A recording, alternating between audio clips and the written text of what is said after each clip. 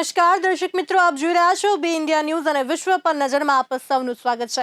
શરૂઆત કરીએ તો અમેરિકાના મધ્ય પશ્ચિમ અને દક્ષિણ પ્રદેશોમાં ફરી એકવાર ખરાબ હવામાને માનવજાતને હચમચાવી નાખ્યું છે।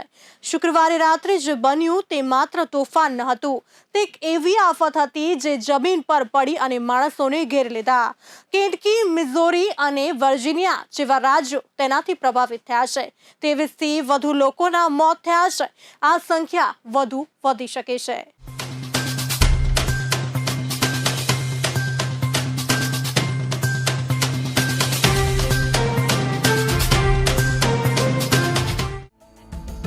કેન્ટકીમાં પરિસ્થિતિ સૌથી ખરાબ હતી। અહીં રાત્રે 11:30 વાગે લોકોના ફોન પર પ્રથમ વાવાઝોડાની ચેતવણી વાગી, પરંતુ ચેતવણી અને આપત્તિ વચ્ચેનું અંતર ખૂબ જ નાનું બહાર આવ્યું।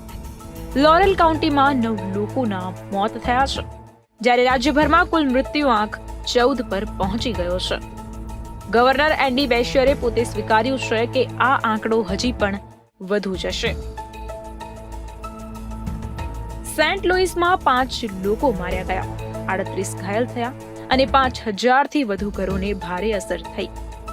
મેયર કારા સ્પેન્સરના જણાવ્યા અનુસાર શહેરના ઘણા ભાગોમાં કર્ફ્યુ લાદવામાં આવ્યો છે, જેથી બચાવ કામગીરીમાં કોઈ અવરોધ ન આવે।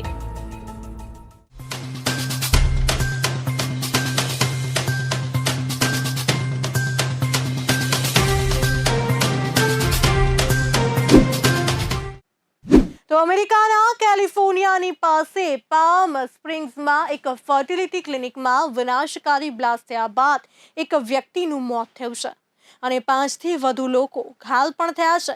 અમેરિકાની તપાસ સંસ્થા FBI આ હુમલાને આતંકી કૃત્ય તરીકે ગણાવીને ઊંડી શોધખોળ હાથ ધરી છે। આ બ્લાસ્ટ એટલો શક્તિશાળી હતો કે ક્લિનિક અને આસપાસની ઇમારતોને પણ નુકસાન થયું હતું। પ્રાથમિક તપાસમાં કાર બોમ્બ બ્લાસ્ટની વાત કરવામાં આવી રહી છે, તો ઈરાદો શું હતો તે અંગે માહિતી હજુ સુધી મળી નથી।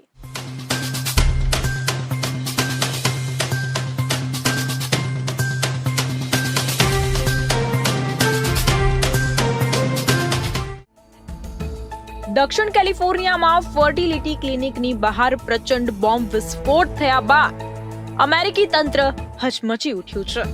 આ ક્લિનિકને ટાર્ગેટ કરતી બોમ્બ વિસ્ફોટની ઘટનાને FBIએ આતંકવાદી કૃત્ય ગણાવ્યું છે। આ બોમ્બ બ્લાસ્ટ માટે જવાબદાર શકમંદ વ્યક્તિએ હુમલો કરતા પહેલા ઓનલાઈન ઉશ્કેરણીજનક પોસ્ટ લખી હતી, જેના હુમલાખોરે વિસ્ફોટનો વિડીયો સોશિયલ મીડિયા પર લાઈવ કરવાનો પ્રયાસ પણ કર્યો હોવાનું એક અધિકારીએ જણાવ્યું હતું। કાયદા અમલીકરણના અધિકારીએ જણાવ્યા પ્રમાણે કેલિફોર્નિયાના પામ સ્પ્રિંગ્સમાં આવેલા એક ફર્ટિલિટી ક્લિનિકની બહાર જોરદાર બોમ્બ વિસ્ફોટ થયો હતો, જેમાં એક વ્યક્તિનું મોત થયું હતું અને અન્ય 4 લોકો ઘાયલ થયા હતા। FBIએ આ મામલે તપાસ હાથ ધરીને જણાવ્યું હતું કે આ ઘટનામાં ક્લિનિકના મોટા હિસ્સાને નુકસાન થયું છે। જો કે સદનસીબે ક્લિનિક બંધ હોવાથી મોટી જાનહાનિ ટળી હતી। FBIના હેડ અકિલ ડેવિસે આ હુમલાને આતંકવાદનું ઇરાદાપૂર્વક કૃત્ય ગણાવ્યું હતું। ઓથોરિટી આ મામલે વધુ તપાસ કરી રહી છે। FBIએ શકમંદ વ્યક્તિની ઓળખ હજી જાહેર કરી નથી। હુમલાખોરે કારમાં જ બોમ્બ વિસ્ફોટ કર્યો હોવાનું પ્રારંભિક તપાસમાં જાણવા મળ્યું છે, જેમાં તેનું મોત થયું છે। FBIને ઘટના સ્થળેથી AK-47 રાઇફલ પણ મળી આવી હતી। બોમ્બ બ્લાસ્ટ પાછળનો ઉદ્દેશ્ય હજી સુધી જાણી શકાયો નથી। ક્લિનિકે જણાવ્યું હતું કે તમામ સ્ટાફ અને લેબોરેટરી સુરક્ષિત છે। જે દિવસે આ ઘટના બની તે દિવસે ક્લિનિકમાં કોઈ દર્દી ન હોવાથી મોટી જાનહાનિ ટળી છે। ક્લિનિક ઉપરાંત તેની આસપાસ આવેલી લીકર સ્ટોર અને હોસ્પિટલની ઇમારતને પણ નુકસાન થયું છે। જે કારમાં બોમ્બ બ્લાસ્ટ થયો તેના કુરચા ઉડી ગયા હતા। FBIએ શકમંદની ઓળખ જાહેર નથી કરી, કારણ કે ઘટનામાં એકમાત્ર મૃત્યુ પામનાર વ્યક્તિ જ શકમંદ છે। તેની જ કારમાં બોમ્બ બ્લાસ્ટ થયો હતો। બોમ્બ બ્લાસ્ટમાં 5 લેન રોડ પર ચારે બાજુ ઇમારતોના છાપરા કાટમાળ પથરાઈ ગયો હતો। પોલીસે આ ઘટનામાં સ્થાનિક કે આંતરરાષ્ટ્રીય આતંકવાદ સંગઠન જોડાયેલું છે કે કેમ તેની તપાસ હાથ ધરી હોવાનું જણાવ્યું છે। સમગ્ર મામલે કેટલીક નવી ચોંકાવનારી વિગતો ખુલી શકે છે।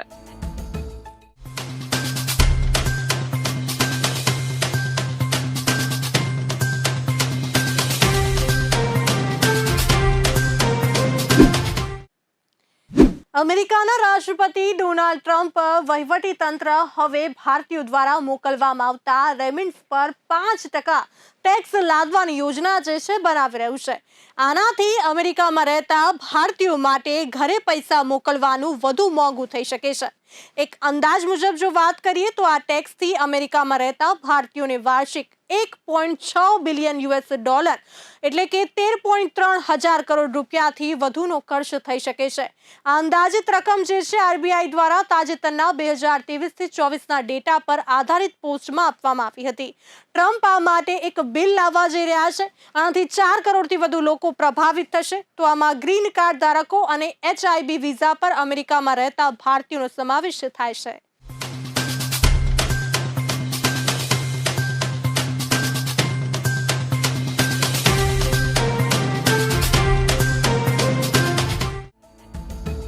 તમને જણાવી દઈએ કે ટ્રમ્પે પૈસા મોકલવા પર 5% ટેક્સ એક્સાઇઝ ડ્યુટી લાદવાનો પ્રસ્તાવ મૂક્યો છે.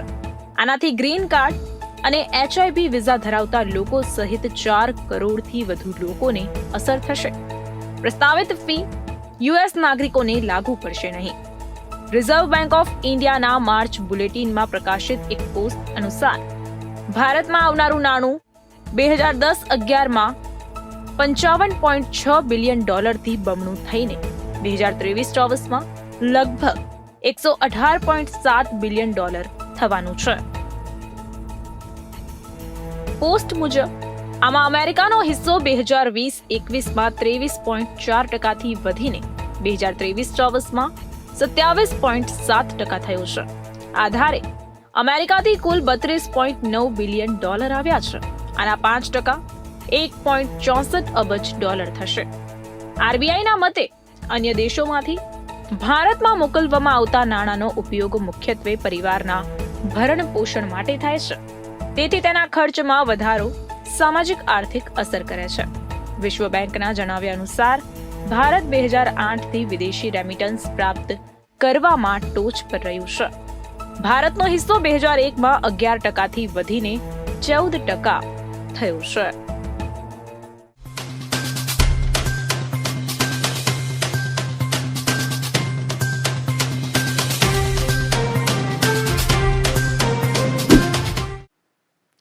મેક્સિકન નૌકાદળનું એક જહાજ શનિવારે ન્યુયોર્કના બ્રુકલિન બ્રિજ સાથે અથડાયું હતું. આ અકસ્માતમાં ઘણા લોકો જે છે ઘાયલ થયા હોવાની માહિતી બહાર આવી રહી છે. અને આ દુર્ઘટના ત્યારે થઈ જ્યારે જહાજ જે છે પૂર્વ નદીમાંથી પસાર થઈ રહ્યું હતું અને આ દરમિયાન જહાજનો ઉપરનો ભાગ પુલ સાથે અથડાઈ ગયો હતો. આ અકસ્માતમાં અનેક લોકો જે છે ઘાયલ હોવાની માહિતી પણ મળી રહી છે. જણાવવામાં આવી રહ્યું છે કે દુર્ઘટના સમયે જહાજમાં 277 લોકો સવાર હતા.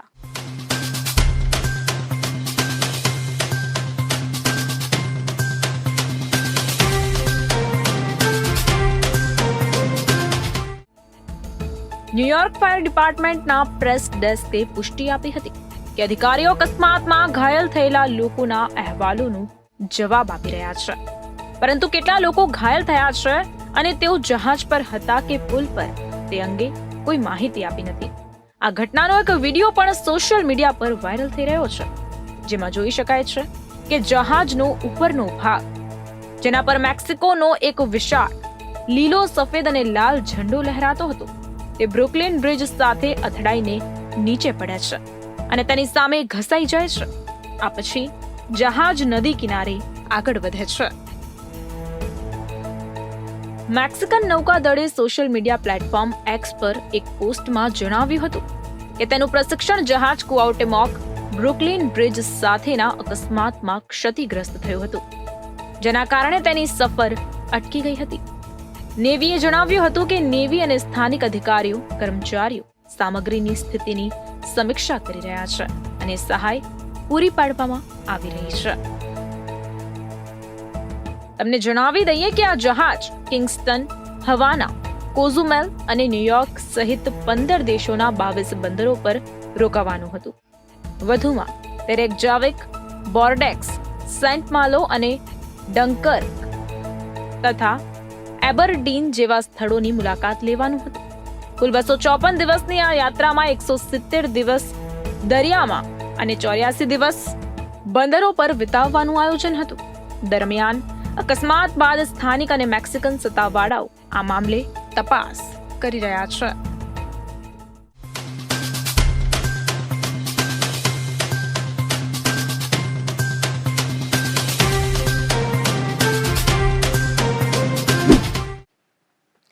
ફિનલેન્ડમાં શનિવારે 2 હેલિકોપ્ટર હવામાં અથડાઈ ગયા હતા, જેને કારણે બંને વિમાનો જમીન પર તૂટી પડ્યા.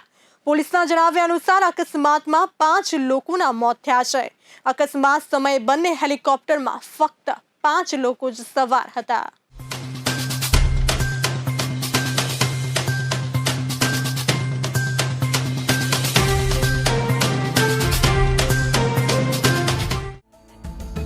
ફ્લાઇટ પ્લાન અનુસાર એક હેલિકોપ્ટરમાં 2 લોકો અને બીજા હેલિકોપ્ટરમાં 3 લોકો સવાર હતા. બંને હેલિકોપ્ટર ફિનલેન્ડની બહારના હતા. એક હેલિકોપ્ટર એસ્ટોનિયા અને બીજું હેલિકોપ્ટર ઓસ્ટ્રિયાનું હતું, જેમાં સવાર તમામના મોત થયા છે. સ્થાનિક મીડિયા અહેવાલો અનુસાર આ બંને હેલિકોપ્ટર એસ્ટોનિયાથી ઉડાન ભરી હતી અને તેમાં કેટલાક ઉદ્યોગપતિઓ પણ હતા. એક હેલિકોપ્ટરમાં 3 અને બીજામાં 2 લોકો હતા. ફિનલેન્ડની રાજધાની હેલ્સિંકીના પશ્ચિમ ભાગમાં બપોરના સમયે અથડામણ થઈ હતી. ફિનિશ પોલીસ દ્વારા જાહેર કરાયેલા એક નિવેદનમાં જણાવાયું છે કે અકસ્માતમાં ઘણા લોકોના મોત થયા છે. પીડિતોની ઓળખ હજુ પણ પુષ્ટિ કરવામાં આવી રહી છે. પોલીસ અને અન્ય કટોકટી ટીમો ઘટના સ્થળે પહોંચી ગઈ છે અને બચાવ અને તપાસ કાર્યમાં રોકાયેલી છે. એક હેલિકોપ્ટર હવામાં બીજા હેલિકોપ્ટરને સ્પર્શી ગયું. પછી એક હેલિકોપ્ટર પથ્થરની જેમ નીચે પડી ગયું અને બીજું થોડું ધીમેથી પડ્યું. કોઈ વિસ્ફોટ કે અવાજ સાંભળ્યો નહીં.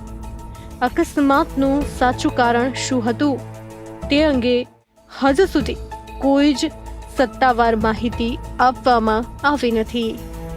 ખરાબ હવામાન કે કોઈ ટેકનિકલ ખામીની જાણ કરવામાં આવી નથી. તપાસ એજન્સીઓ હવે બ્લેક બોક્સ, ફ્લાઇટ રેકોર્ડ અને પ્રત્યક્ષદર્શીઓના નિવેદનોના આધારે આ ભયાનક અથડામણનું કારણ શોધવાનો પ્રયાસ કરી રહી છે.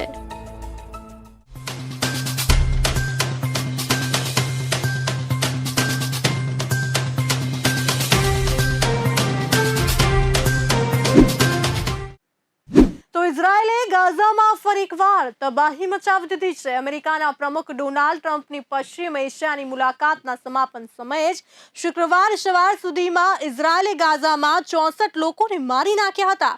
ત્યારબાદ શનિવારે પણ જબરદસ્ત હુમલા થયા છે, જેમાં 150 લોકોના મોત થઈ ગયા છે, જ્યારે 450થી વધુ લોકો ઘાયલ થયા છે. અહીં છેલ્લા 2 દિવસોમાં 300થી વધુ લોકોના મોત થઈ ચૂક્યા છે. તો સ્વાસ્થ્ય મંત્રાલયના જણાવ્યા અનુસાર ઘેરાબંધી અને બોમ્બ વાળા વિસ્તારમાં ગાઝા પટ્ટી હુમલા ઝડપી થયા છે.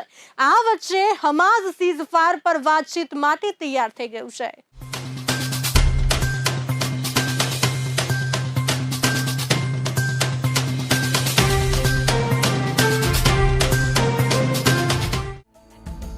હમાસના આરોગ્ય મંત્રાલયે જણાવ્યું કે 48 શબ ઇન્ડોનેશિયન હોસ્પિટલમાં લાવવામાં આવ્યા હતા, જ્યારે 16 શબ નાસેર હોસ્પિટલમાં લાવવામાં આવ્યા હતા.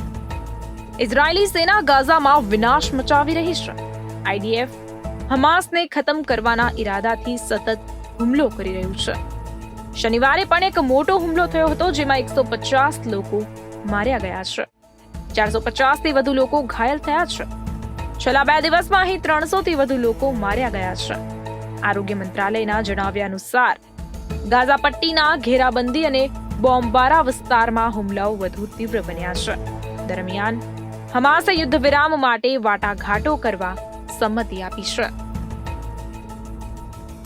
શનિવારે કતરમાં બંને વચ્ચે વાતચીત શરૂ થઈ હતી. ઇઝરાયેલના સંરક્ષણ પ્રધાન ઇઝરાયેલ કાત્ઝે કહ્યું કે હમાસે યુદ્ધ સમાપ્ત કર્યા વિના વાતચીત કરવાનો ઇનકાર કર્યો હતો, પરંતુ મોટા પાયે હવાઈ હુમલાઓ પછી હમાસના પ્રતિનિધિઓ ચર્ચા કરવા સંમત થયા છે. પેલેસ્ટિનિયન આરોગ્ય અધિકારીઓએ જણાવ્યું હતું કે ઇઝરાયેલના તાજેતરના બોમ્બમારામાં મોટી સંખ્યામાં લોકો માર્યા ગયા છે. યુદ્ધ વિરામ સમાપ્ત થયા પછી થયેલા હુમલાઓમાં આ અત્યાર સુધીનો સૌથી ઘાતક હુમલો માનવામાં આવે છે. 24 કલાકમાં ઇઝરાયેલી સેનાએ ગાઝા પટ્ટી પર વિનાશ વેર્યો છે. શનિવારે રાત્રે ગાઝાના દિર અલ બલાહમાં એક મોટો હવાઈ હુમલો થયો. આ હુમલાઓમાં એક અસ્થાયી કેમ્પને નિશાન બનાવીને હુમલો કરવામાં આવ્યો હતો. આ હુમલાઓમાં તે લોકો માર્યા ગયા જેઓ અન્ય સ્થળેથી સ્થળાંતર કરીને દિર અલ બલાહમાં આ તંબુ કેમ્પમાં પહોંચ્યા હતા. મૃત્યુ પામેલા લોકોમાં ઘણા બાળકો અને મહિલાઓ પણ છે. શુક્રવારે પણ આઈડીએફે હવાઈ હુમલો કર્યો અને હમાસના ઠેકાણાઓનો નાશ કર્યો.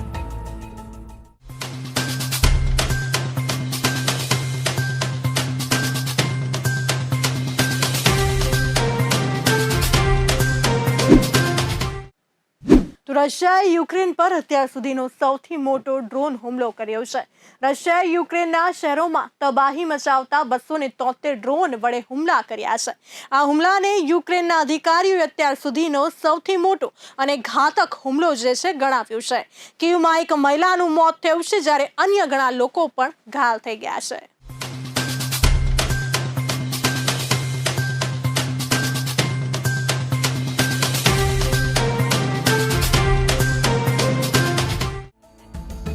યુક્રેનની વાયુસેનાના જણાવ્યા પ્રમાણે રશિયાએ મોટા ભાગના હુમલા કીવના કેન્દ્રીય ક્ષેત્ર અને દેશના પૂર્વીય ભાગોમાં કર્યા છે.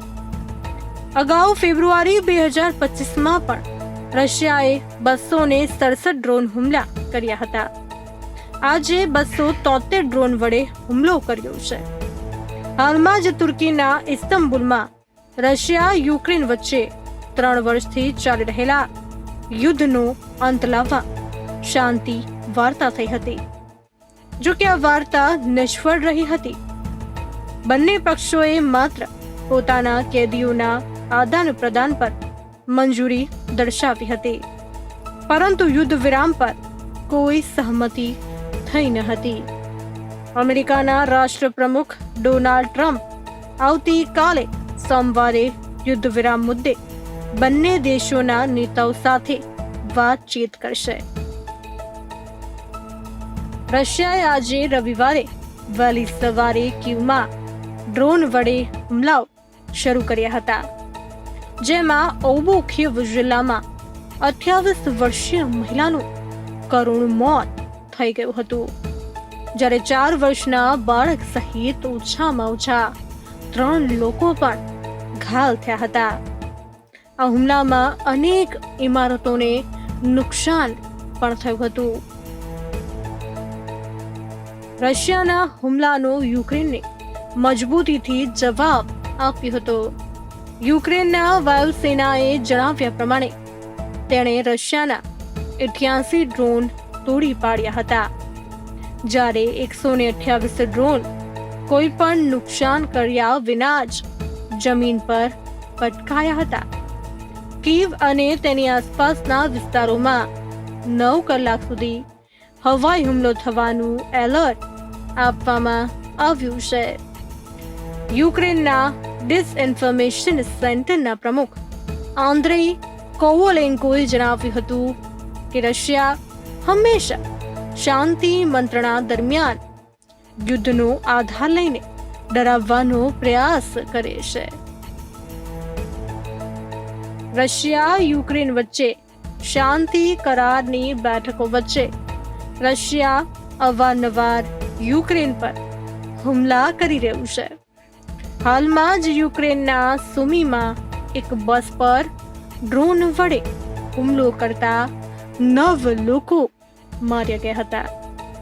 યુક્રેનના રાષ્ટ્રપ્રમુખ ઝેલેન્સ્કીએ આ હુમલાને જાણી જોઈને હાથ ધરાયેલું કૃત્ય ગણાવતા રશિયા પર કડક પ્રતિબંધો લાદવાની પણ માંગ કરી હતી.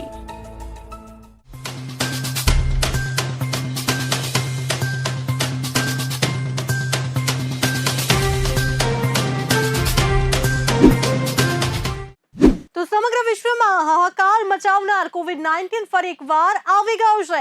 એશિયામાં હોંગકોંગ અને સિંગાપુરમાં કોરોનાના કેસ મળી આવ્યા છે.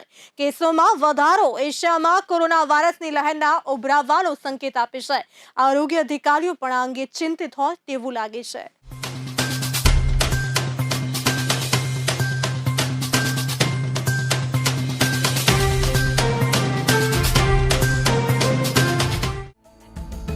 હોંગકોંગ સેન્ટર ફોર હેલ્થ પ્રોટેક્શનના ચેપી રોગ શાખાના વડા આલ્બર્ટ ઓ અનુસાર હોંગકોંગમાં વાયરસની પ્રવૃત્તિ મોટા પાયે પહોંચી ગઈ છે. તેમણે કહ્યું કે COVID-19ના પોઝિટિવ કેસોની ટકાવારી 1 વર્ષના ઉચ્ચ સ્તરે પહોંચી ગઈ છે. ડેટા ગંભીર કેસોમાં ચિંતાજનક વધારો દર્શાવે છે, જેમાં મૃત્યુનો પણ સમાવેશ થાય છે, જે લગભગ 1 વર્ષમાં તેમના ઉચ્ચતમ સ્તરે પહોંચી ગયા છે. 3 મેના રોજ પૂરા થયેલા સપ્તાહમાં 31 કેસ નોંધાયા હતા. કોન્સર્ટના સત્તાવાર વેઇબો એકાઉન્ટ પરની એક પોસ્ટ અનુસાર હોંગકોંગના ગાયક ઇસન ચાને COVID-19 માટે સકારાત્મક પરીક્ષણ કર્યા બાદ આ સપ્તાહના અંતે તાઇવાનના કાઓહસુંગમાં યોજાવાનો તેમનો મ્યુઝિક કોન્સર્ટ રદ કર્યો છે. સિંગાપોર પણ હાઈ એલર્ટ પર છે. આરોગ્ય મંત્રાલયે આ મહિને લગભગ 1 વર્ષમાં ચેપના આંકડા અંગેનો પ્રથમ અપડેટ જાહેર કર્યો હતો, જેમાં અંદાજિત કેસ 3 મેના રોજ પૂરા થયેલા સપ્તાહમાં 28% નોંધપાત્ર વધારા સાથે પાછલા 7 દિવસની તુલનામાં 14,200 થયા છે. હોસ્પિટલમાં દાખલ થવાની સંખ્યામાં પણ લગભગ 30% વધારો જોવા મળ્યો. સિંગાપોરના આરોગ્ય મંત્રાલયે જણાવ્યું હતું કે હાલમાં એવા કોઈ સંકેત નથી કે ફરતા વેરિયન્ટ્સ વધુ ચેપી છે અથવા રોગચાળા દરમિયાન કરતા વધુ ગંભીર કેસોનું કારણ બને છે. સામાન્ય રીતે શિયાળાની ઋતુમાં શ્વાસના વાયરસ વધુ સક્રિય હોય છે, પરંતુ આ વખતે ઉનાળાની શરૂઆતમાં કોરોનાના કેસ વધવા લાગ્યા છે.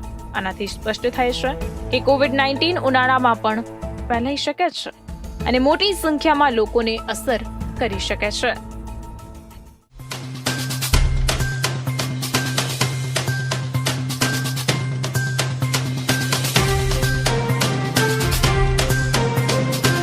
તો વિશ્વ પર નજરમાં હાલ બસ આટલું જ. ફરી મળીશું આજ સમય. ત્યાં સુધી જોતા રહો બી ઇન્ડિયા. નમસ્કાર.